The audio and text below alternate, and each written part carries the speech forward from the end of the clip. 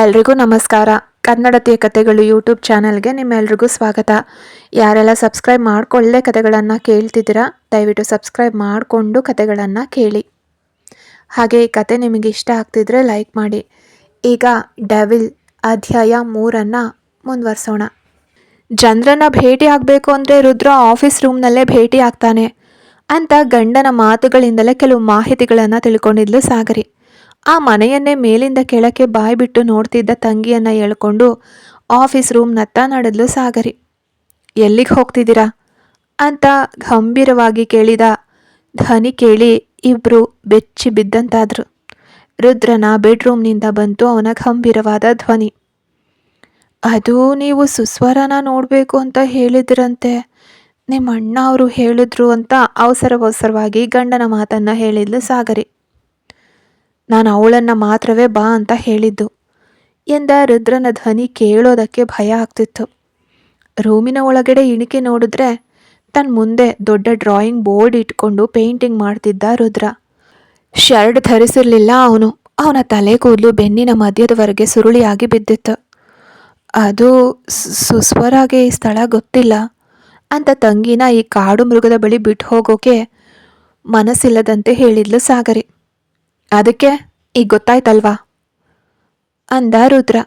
ಅಣ್ಣನ ಹೆಂಡತಿಯೋ ಅಥವಾ ಈ ಕುಟುಂಬದ ಹಿರಿ ಸೊಸೆ ಅನ್ನೋ ಗೌರವವೋ.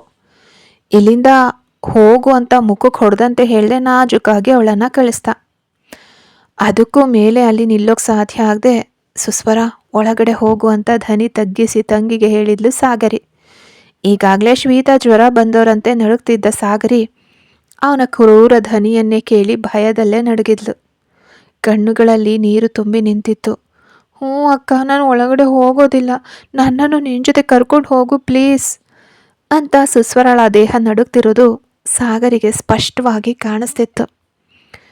ನನ್ನಿಂದ ಇದಕ್ಕಿಂತ ಹೆಚ್ಚು ಏನನ್ನು ಮಾಡೋಕ್ಕೆ ಸಾಧ್ಯ ಇಲ್ಲ. ಈ ಮದುವೆನ ನಿಲ್ಲಿಸೋದು ನಿನ್ನ ಕೈಯಲ್ಲೇ ಇದೆ.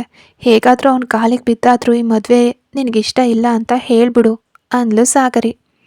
ಅಕ್ಕ ಪ್ಲೀಸ್ ಅಕ್ಕ, ನಾನು ಬರ್ತೀನಿ, ಹೋಗೋಣ ಅಕ್ಕ, ಅಕ್ಕ ಪ್ಲೀಸ್ ಅಕ್ಕ ಅಂತಿದ್ದ ಸುಸ್ವರಾಳನ್ನು ಬಲವಂತವಾಗಿ ಅವನ ರೂಮ್ ಒಳಗಡೆ ತಳ್ಳಿದ ಸಾಗರಿ ತಂಗಿನ ನೋಡ್ತಾ ಕೆಳಕ್ಕೆ ಇಳಿದು ಬಂದ್ಲು. ರೂಮಿನ ಬಾಗಿಲಿನಲ್ಲಿ ನಡುಕದಿಂದಲೇ ನಿಂತಿದ್ಲು ಸುಸ್ವರ. ನಿಶ್ಶಬ್ದವಾದ ಆ ಸ್ಥಳ ಅವಳಿಗೆ ಭಯವನ್ನು ಹುಟ್ಟಿಸಿತ್ತು. ಸುಮ್ಮನೆ ನಾನು ಕೂಡ ಅಕ್ಕನ ಹಿಂದೆಯೇ ಓಡ್ ಹೋಗೋಣ ಅಂತ ಯೋಚಿಸಿ ಅವಳು ಮುಂದಿನ ಹೆಜ್ಜೆ ಇಡುವಷ್ಟರಲ್ಲೇ ಬಾ ಅಂತ ರುದ್ರನ ಗಂಭೀರ ಧ್ವನಿ ಗುಡುಗಿತ್ತು. ಕೈಗಳನ್ನು ಹಿಸುಕೊಳ್ಳುತ್ತಾ ಭಯದಿಂದಲೇ ನಿಂತಿದ್ಲು ಸುಸ್ವರ.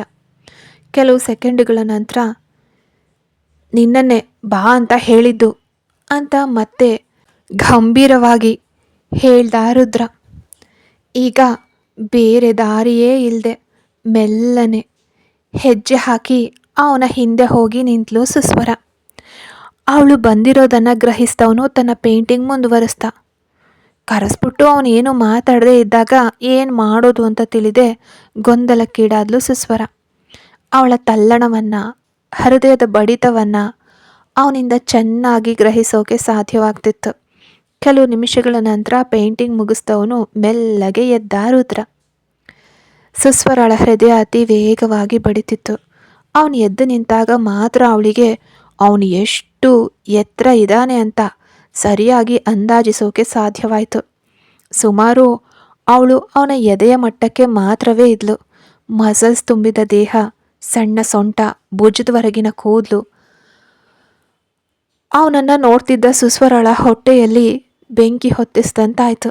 ತಟ್ಟನೆ ಸುಸ್ವರಳ ಕಡೆಗೆ ತಿರುಗ್ದ ಅವನು.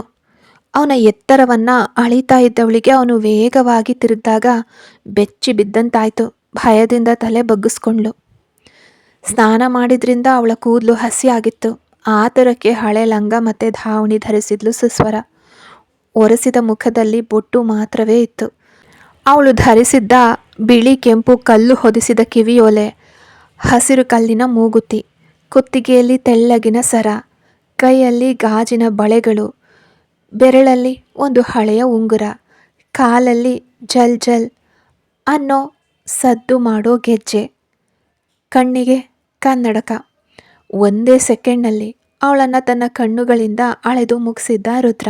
ನಂತರ ಹೋಗು ಅಂತ ಅವನು ಹೇಳಿದ ಕೂಡಲೇ ಗೊಂದಲದಿಂದ ನಿಮಿರಿ ನೋಡಿದ್ಲು ಸುಸ್ವರ ಅವನನ್ನು. ಅವಳ ಕಣ್ಣುಗಳು ದೊಡ್ಡದಾಗಿ ಕಾಣ್ತಿದ್ವು.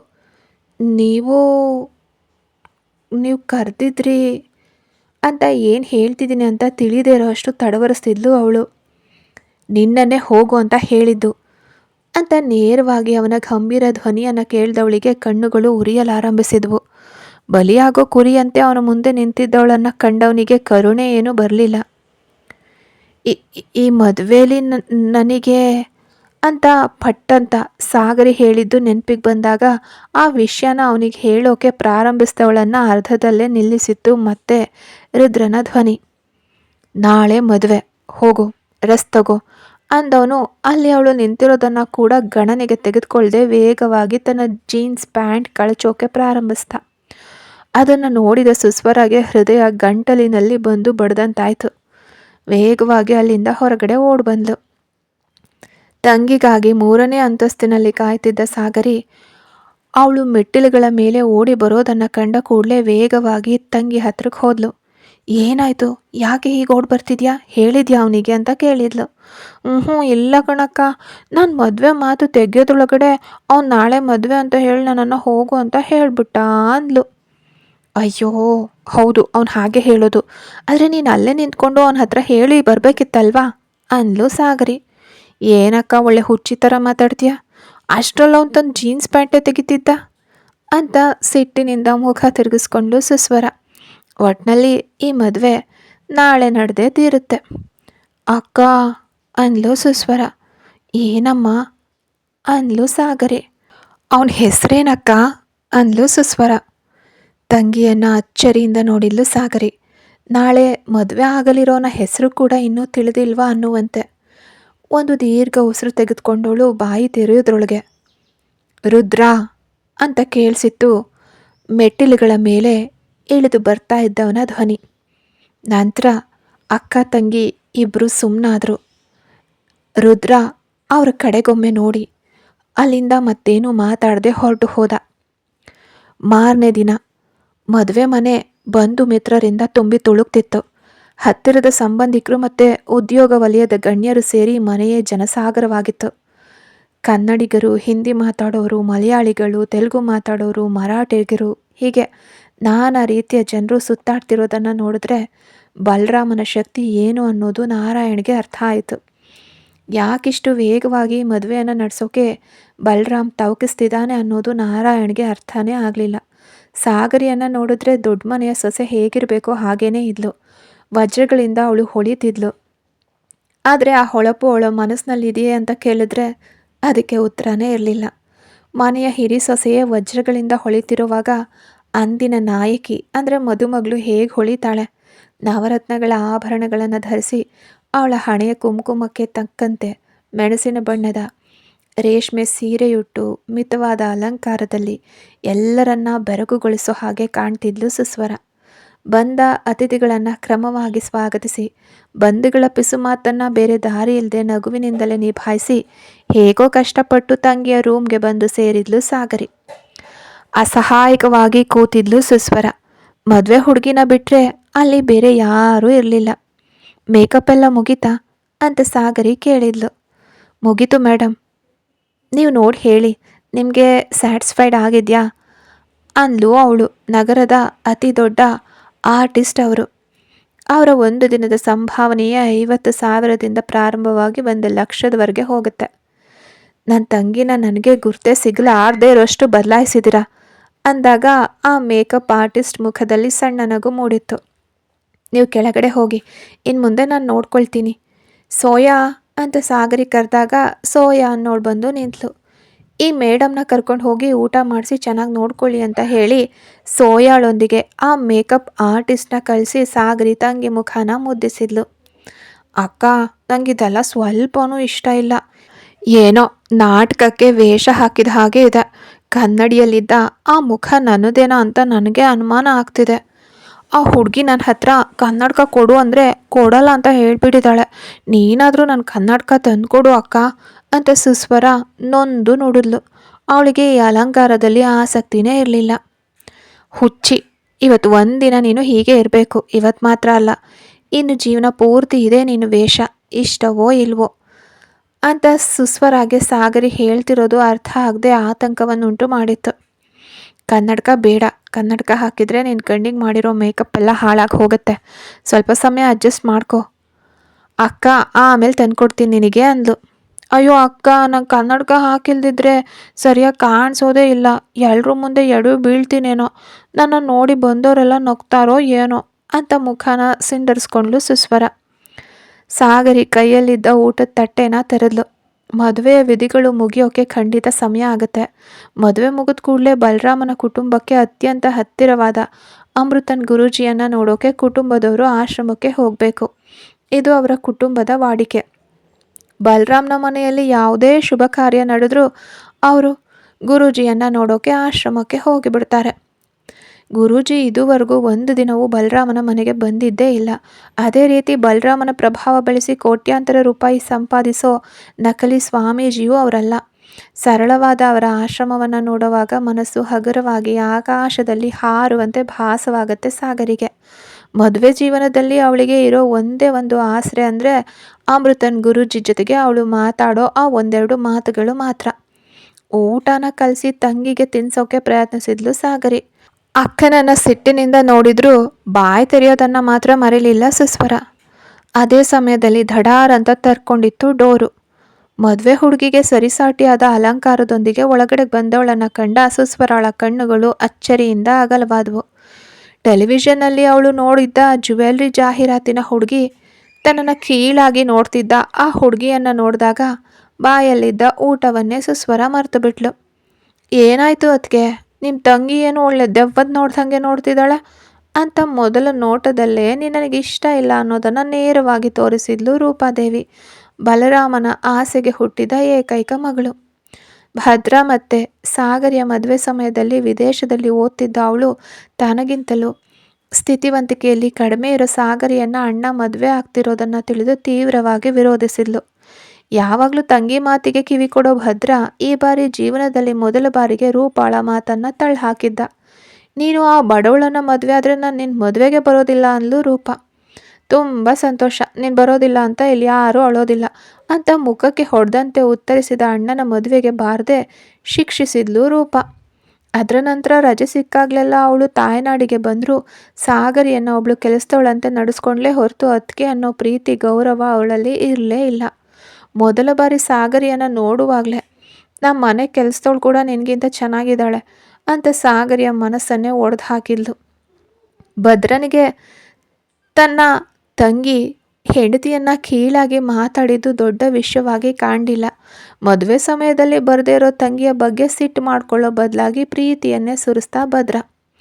ಏನಮ್ಮ ರೂಪ, ಅಣ್ಣ ಒಂದು ಮಾತು ಹೇಳಿದೆ ಅಂತ ಮದುವೆಗೆ ಬಾರದೇ ಇದೆಯಲ್ಲ, ಕೊನೆಯಲ್ಲಾದರೂ ಬರ್ತೀಯ ಅಂತ ತುಂಬ ನಿರೀಕ್ಷೆ ಮಾಡಿದ್ದೆ ಅಂದ.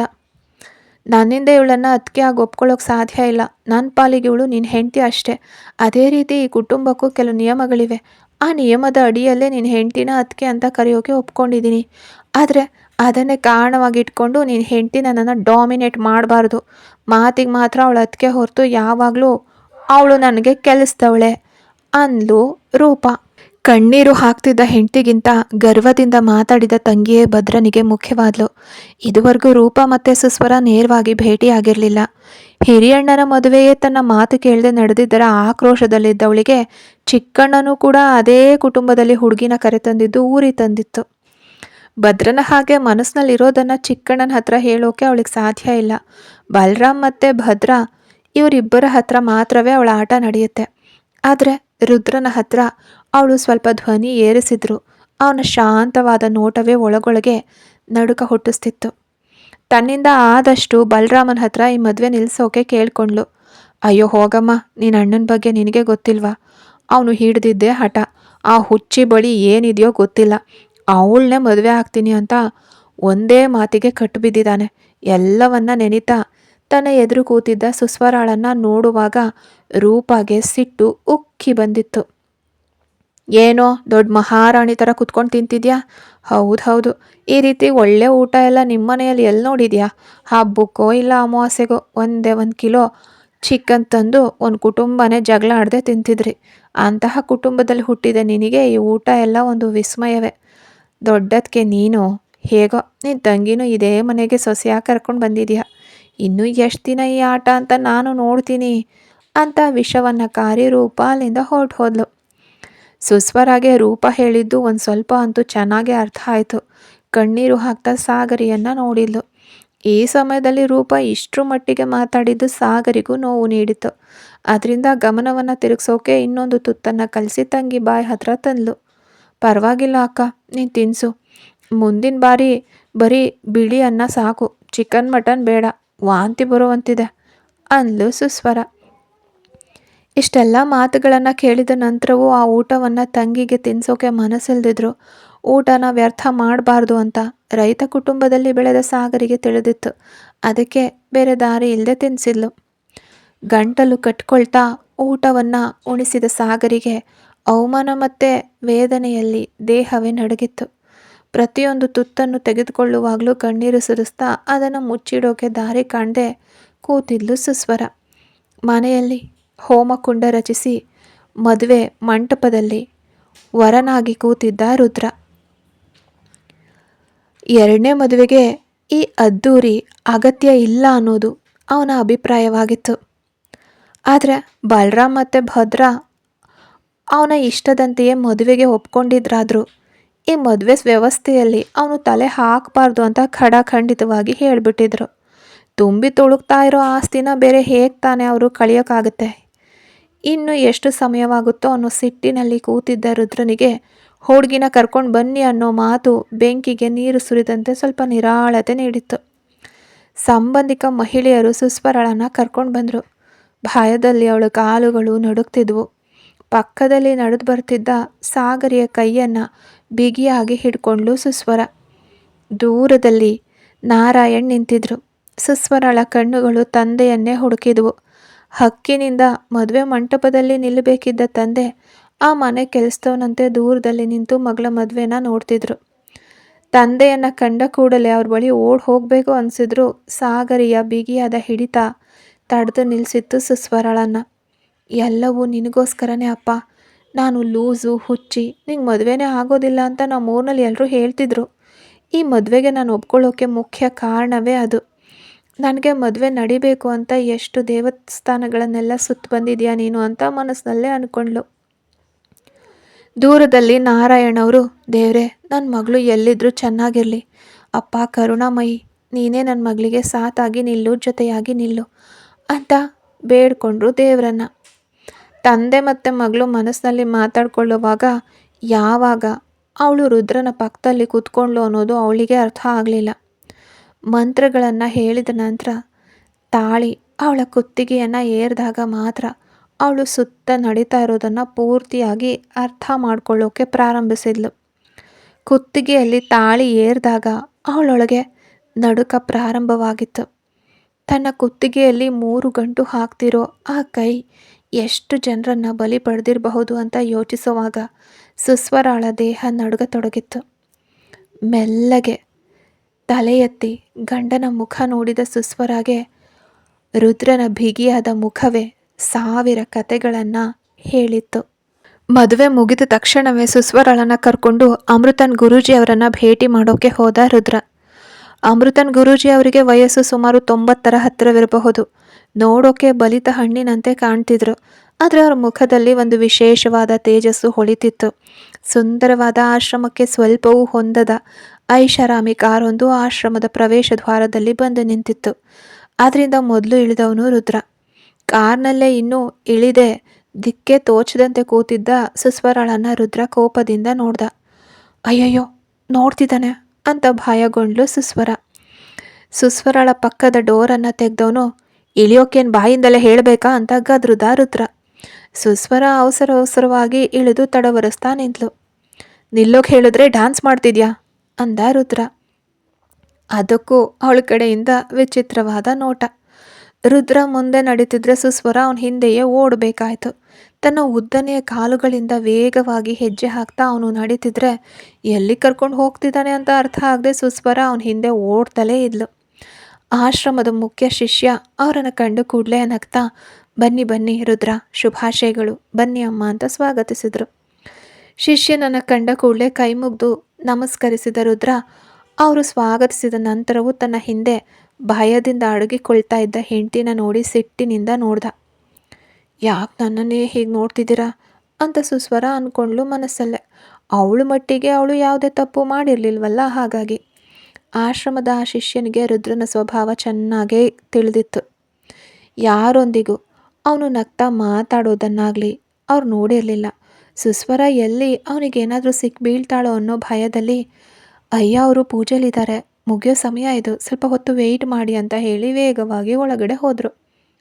ಆ ಸುಂದರವಾದ ಜಾಗವನ್ನು ಸುತ್ತಿ ನೋಡಬೇಕು ಅಂತ ಸುಸ್ವರಳ ಮನಸ್ಸು ಹಾತೊರಿತಿತ್ತು.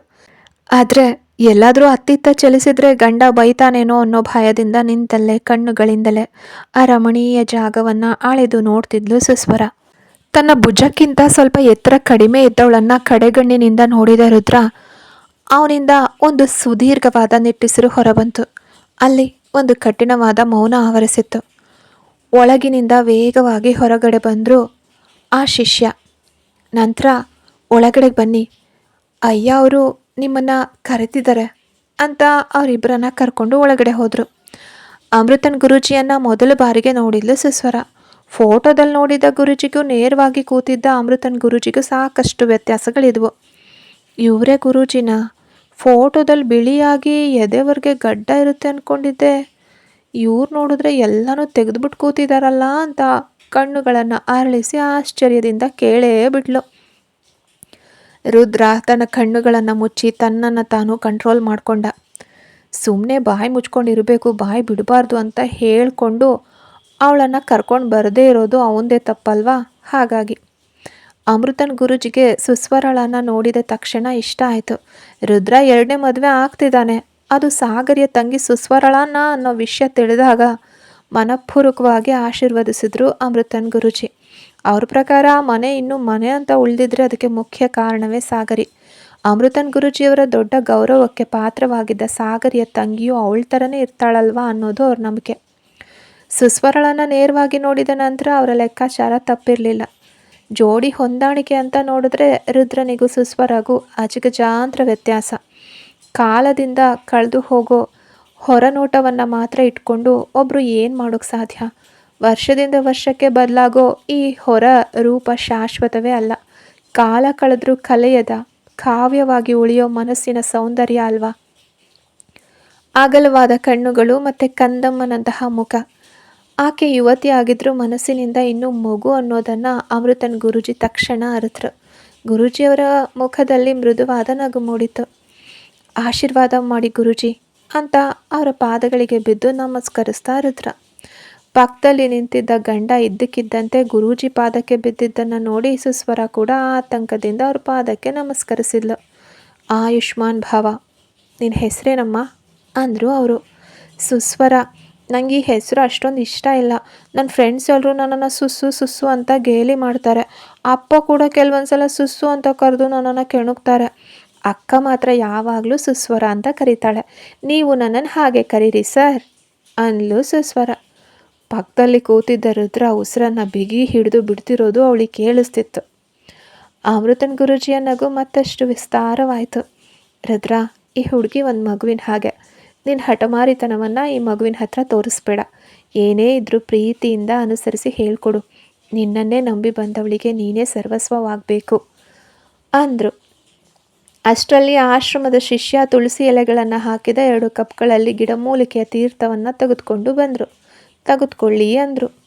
ರುದ್ರ ತಗೊಂಡು ಸುಸ್ವರಳನ್ನು ನೋಡ್ದ. ಅವಳು ಕೂಡ ಅದನ್ನು ತಗೊಂಡ್ಳು. ಇಬ್ಬರು ಅದನ್ನು ಕುಡಿದ್ರು. ಹೋಗಿ ಬನ್ನಿ ರುದ್ರ, ಮತ್ತೊಮ್ಮೆ ಹೇಳ್ತೀನಿ, ಏನೇ ನಡೆದ್ರೂ ತಾಳ್ಮೆಯಿಂದ ಇರು. 100 ಬಾರಿ ಯೋಚಿಸಿ ಸತ್ಯನ ಅರಿತ್ಕೋ ಅಂದರು ಗುರೂಜಿ. ರುದ್ರ ಗೊಂದಲದಿಂದ ಗುರೂಜಿಯನ್ನು ನೋಡ್ದ. ಯಾವಾಗಲೂ 4 ಮಾತುಗಳನ್ನು ನೇರವಾಗಿ ಹೇಳಿ ಬಾಯಿ ಮುಚ್ಕೊಳ್ಳೋ ಗುರೂಜಿ ಇವತ್ತು ಯಾಕೆ ಇಷ್ಟು ಮಾತಾಡಿದ್ರು ಅನ್ನೋದು ಅವರೇನೋ ಸೂಚ್ಯವಾಗಿ ಹೇಳೋಕೆ ಬರ್ತಿದ್ದಾರೆ ಅನ್ನುವಂತೆ ಇತ್ತು. ಅವರಿಗೆ ಕೈ ಮುಗಿದು ಮುಂದೆ ನಡೆದಾಗ ಸುಸ್ವರ ಕೂಡ ರುದ್ರನ ಹಿಂದೆ ಓಡಿದ್ಲು. ಕಾರ್ನಲ್ಲೂ ಗುರೂಜಿ ಹೇಳಿದ್ದನ್ನೇ ಯೋಚಿಸ್ತಾ ಮನೆಗೆ ಬಂದವನು ಅಲ್ಲಿ ನೆರೆದಿದ್ದ ಸಂಬಂಧಿಕರನ್ನೆಲ್ಲ ಕಂಡು ಮುಖ ಸಿಂಡರಿಸ್ತಾ ರುದ್ರ. ಕಾರ್ನಿಂದ ಅವನು ಇಳಿದ ವೇಗದಲ್ಲಿ ಯುವತಿಯೊಬ್ಬಳು ವೇಗವಾಗಿ ಓಡಿ ಬಂದ್ಲು ಅವನ ಹತ್ರಕ್ಕೆ. ಗಿಳಿಯಂತೆ ಅವನ ಭುಜದ ಮೇಲೆ ನೇತಾಡ್ತಾ ಮಾತಾಡಿದ್ಲು. Hey Rudra, how are you man? Morning ನಿನ್ನ ವೆಡ್ಡಿಂಗ್ಗೆ ನನ್ನಿಂದ ಬರೋಕೆ ಆಗಲಿಲ್ಲ. ಯುನೋ, ಮಿನಿಸ್ಟರ್ ಸುನೀಲ್ ಮನೆಯಲ್ಲೂ ಇವತ್ತೇ ಮ್ಯಾರೇಜ್ ಫಂಕ್ಷನ್ ಇತ್ತು. ಮಾರ್ನಿಂಗ್ ಅಲ್ಲಿ ಅಟೆಂಡ್ ಮಾಡಿ ಈಗಲೇ ನಿನ್ನನ್ನು ನೋಡೋಕೆ ಇಲ್ಲಿಗೆ ಬಂದೆ. ಅಷ್ಟರಲ್ಲೇ ನಿನ್ನ ವೈಫ್ ಕರ್ಕೊಂಡು ಎಲ್ಲಿಗೆ ಹೋಗಿದ್ದೆ? ನಾನು ತುಂಬ ವೆಯ್ಟ್ ಮಾಡಿಸ್ತಿದ್ಯಾ ಅಂತ ದ್ವಂದ್ವಾರ್ಥ ಬರುವಂತೆ ಮಾತಾಡಿದವಳ ಕೈಯನ್ನು ಥಟ್ಟನೆ ತಳ್ಳಿಬಿಟ್ಟ ರುದ್ರ. ತನ್ನ ಕಣ್ಣು ಮುಂದೆಯೇ ಗಂಡನ ಭುಜದ ಮೇಲೆ ನೇತಾಡ್ತಿದ್ದವಳನ್ನು ಮನಸ್ಸಲ್ಲೇ ಶಪಿಸ್ತಾ ನಿಂತಲು ಸುಸ್ವರ. ಯಾರವಳು? ನನ್ನ ಗಂಡನ ಭುಜದ ಮೇಲೆ ನೇತಾಡ್ತಿರೋದು ನೋಡು. ಅವಳ ಕಾಲನ್ನು ಮುರಿದು ಒಲೆಗೆ ಹಾಕಬೇಕು. ಮಾರಿಯಮ್ಮನ ಕೃಪೆಯಿಂದ 2 ದಿನ ಅವಳಿಗೆ ಜ್ವರ ಬಂದು ಮಲಗೋ ಥರ ಆಗಲಿ ಅವಳು ಅಂತ ಮನಸ್ಸಿನಲ್ಲೇ ಪ್ರಾರ್ಥನೆ ಮಾಡ್ಕೊಳ್ತಿದ್ಲು ಸುಸ್ವರ. ಕತೆ ಮುಂದುವರಿಯುತ್ತೆ. ಯಾರೆಲ್ಲ ಸಬ್ಸ್ಕ್ರೈಬ್ ಮಾಡ್ಕೊಳ್ದೆ ಕತೆಗಳನ್ನು ಕೇಳ್ತಿದ್ದೀರಾ, ದಯವಿಟ್ಟು ಸಬ್ಸ್ಕ್ರೈಬ್ ಮಾಡ್ಕೊಂಡು ಕತೆಗಳನ್ನ ಕೇಳಿ. ಹಾಗೆ ಕತೆ ಇಷ್ಟ ಆಗ್ತಿದ್ರೆ ಲೈಕ್ ಮಾಡಿ. ಕತೆ ಹೇಗೆ ಬರ್ತಿದೆ ಅಂತ ಕಮೆಂಟ್ ಮಾಡಿ. ಭಾಗ 1, 2 ಕೇಳದೇ ಇರೋರು ಕೇಳಿ, ಆಮೇಲೆ 3ನೇ ಎಪಿಸೋಡನ್ನು ಓದಿ. ಕತೆಗೆ ರೆಸ್ಪಾನ್ಸ್ ಬಂದರೆ ಪ್ರತಿದಿನ ಹಾಕ್ತೀನಿ.